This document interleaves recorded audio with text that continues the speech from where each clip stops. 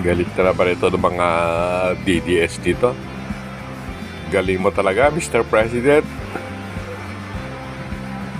Launching ito ng 50% off sa mga PWDs at senior citizens sa MRT at saka LRT. Siya lang nakagawa ng mga ganitong programa para sa ikakabubuti ng mga mamamayang Pilipino.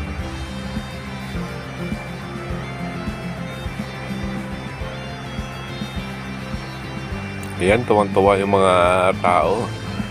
Nagpapapicture pa yung mga lola at saka lolo kay Presidente. Kita nyo naman, walang arte ang Presidente. Kahit sino, naisalamuhan siya.